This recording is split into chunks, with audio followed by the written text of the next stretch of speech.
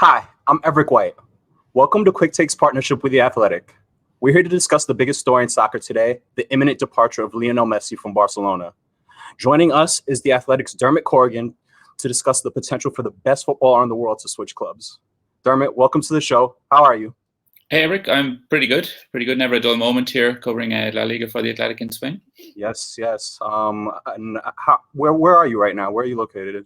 I'm in Madrid, so I've been following what's going on pretty closely up the road in Catalonia. Gotcha. All right, so let's jump right in then. Tell us the latest on the Messi saga. Why is Messi leaving Barcelona?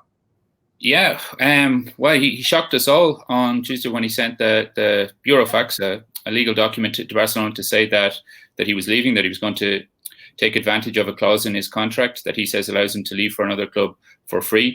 Barcelona do not agree with that interpretation of the clause in his contract, and they say that they want him to stay. So we're in a bit of a limbo at the moment where we're waiting to see how it's going to play down. Other clubs have obviously tried to investigate whether they might be able to sign, the reigning Ballon d'Or, for many the best player in the world at the moment, whereas Barcelona are wondering whether, they fight as hard as they can to keep him or whether it's in their interests to maybe try and sell him for as much as they can.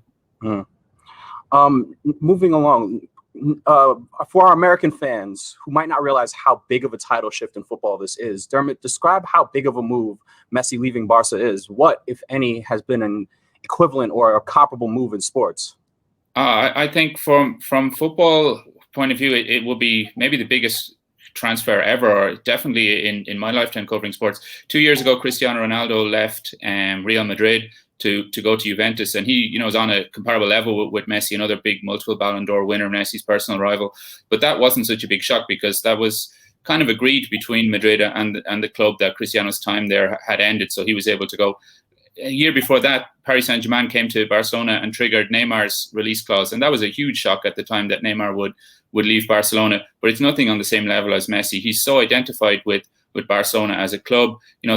Within Barcelona, there's almost like a before Messi and an after Messi age. Before Messi, they were a big team, but not so dominant at all. With Messi, since he came into the squad, they won 4 Champions Leagues, 4 of the club's 5 Champions Leagues. He's been, for the other 3, the latest 3, he was their main star, their biggest player. He scored over 600 goals for the team. He's the biggest top scorer in Barca's club history by a mile, in La Liga history by a mile.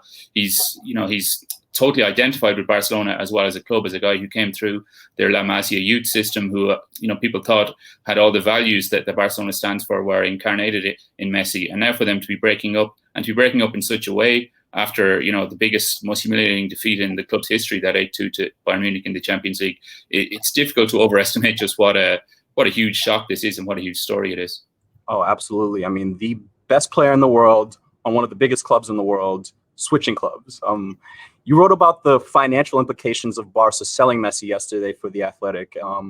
Barca's board is going to be meeting to discuss a game plan going forward. Could you talk a little bit about that?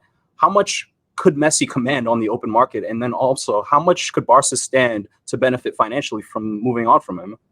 Yeah, it's interesting to think about that for quite a while now, Barcelona, there have been some people at Barcelona who have wondered when the moment would come, or would a moment come where it would make financial sense to sell Messi or to move Messi on, because he does earn so much money. He dominates their wage bill. He's the biggest earner in all of world sport.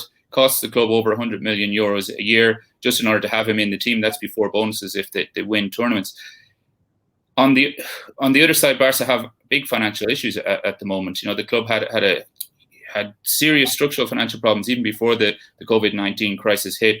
So they have a big hole in their accounts of 200-300 million. So they're wondering, if we were to take him off the wage bill, first of all, and if we were maybe to get something like the 222 million that Paris Saint-Germain spent for Neymar, that would go a long way to solving their financial problems. Mm-hmm. But, then on the other side of that is, what would it cost them? Because, okay, you lose his goals on the pitch, but you also lose his commercial value off the pitch. Barca have, that's what I was reporting on The Athletic, that a couple of their big sponsorship deals are up for renewal over the next 12 months. They're also wondering, will people buy a Barcelona jersey the same way as they used to? Everybody wanted to have a Barca jersey with Messi on the back. If Messi's not around, is that the case anymore? So they have a lot of things to weigh up at the moment, and it, as well as the cold numbers of the situation. There's a lot of emotion involved as well. So it's really difficult, stressful times for those in charge of Barcelona and for Messi as well, and for, I guess, Barcelona fans all over the world. Yeah, absolutely. I mean, we saw those images of Barca fans at Camp Nou, protesting or holding court, trying to get their star to stick around. And you also discussed the sort of playing woes that Barca have had over the last few seasons. What part has that played in Messi's decision to leave?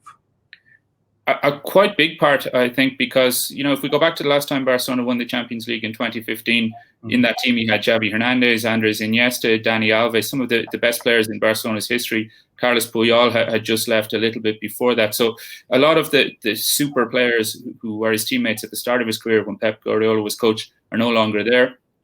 Meanwhile, Barca have spent almost €1 billion themselves in transfer fees since that time, and pretty much none of the new players who they have signed have lived up to the expectations yet anyway that were there. So Messi has found himself, stuck in the middle of a team whose the general quality has been dropping, and he himself has ended up doing a lot more work. He used to be more of an out-and-out goal scorer, and now he drops back into midfield. He tries to build the play. He's trying to do the jobs of other people as well. And he also feels very frustrated because everything that happens at Barcelona, he feels that he gets the blame for it. The board have made these mistakes in the transfer market. The sporting directors have made mistakes, but yet he's the one who he feels gets signaled out when bad things happen at the club. And he's just, from talking to people around him, he's just kind of fed up with it. And he's come to the situation where he doesn't really want to leave Barcelona. He loves the city, he loves the club a lot, but it's almost breaking his heart in order to do it. But he feels that he's just left with that. That's the main option that he has. That's absolutely true. I mean, any Barca fan can tell you the rotating list of coaches, the lack of success in the transfer market have all sort of crystallized to make this saga happen. You mentioned his time with Pep Guardiola, and there have already been rumors that Messi to Manchester City is absolutely a thing, given his relationship to Pep Guardiola. First of all, how real is that rumor? We've seen a couple of moves where his people are talking. Manchester City have obviously, tried to welcome him with open arms. How true is this rumor? It's very difficult to know at the moment because there's an awful lot of briefing going on, an awful lot of rumors going around in the press, and everybody's trying to figure out, because we've all been hit by this bolt out of the blue. And I've been talking a lot to my colleagues in the UK about this as well on The Athletic. And City, going back a long time, wondered whether it would be possible to get Lionel Messi, because as well as Guardiola, they have a lot of ex-Barcelona executives now working at Manchester City. There's almost more people from Barcelona's history working for City now than there are in the Barcelona setup. So they always wanted to make an environment which would be welcoming for Messi if it was ever possible for him to move. They wonder now whether it will be, economically possible for them to pay what might be the transfer fee to Barcelona and also to take on his wages. And they also wonder whether really that he wants to leave, because, deep down, whether Messi wants to go or not is still a big question. From Barcelona's point of view, they would like to try and get as much money as possible. There's still that possible legal battle over his contract. But City, in an ideal world, City would love to move for him, but they know that there's a lot of possible hurdles before they could get a deal done. Absolutely. I mean, a transfer this large has to have a lot of moving parts. I was wondering if you could touch on that a little bit. How exactly does a football transfer happen? From a seedy tier X Twitter rumor to the ink drying in a photo shoot. What goes into a transfer rumor, and much less a transfer this big? Well, in an ideal world, things are planned out in advance, and a player, kind of comes to a realization that he either wants to move on to another club, a bigger club, or he wants to get a pay rise or a more high-profile club, or for whatever reason he wants to move. And he gets his agent to talk to potential buyers, and those potential buyers contact his current club, and within in a gentlemanly fashion, they all work out what will be the best thing to happen and how much money is going to be involved, and the deal is done. It doesn't often happen that way in the world of football. There's always a lot of intermediaries who get involved. There's people whose job it is to try to find out whether Messi might want to leave, and then to try and put deals in place. And everybody, with so much money involved in football, and with it being a little bit disorganized compared to some other businesses, then there are opportunities for people to get involved. In this case with Messi, he had a strict clause in his contract. It's a very unusual case, this one with Messi, that the last time he signed a Barcelona contract, he insisted on having a clause in it that he himself could unilaterally break that contract at the end of each season. he hadn't done that up until now. But it's the clause that he has stuck to, and saying that he wants to leave. The complicating factor in this one is the COVID-19, everything that's happened, because in any other year the season would have ended at the end of May, and the start of June Messi would have had an opportunity to say, I want to leave or not. Barcelona say that 10th of June is a long time gone now, so you've missed that window in your contract.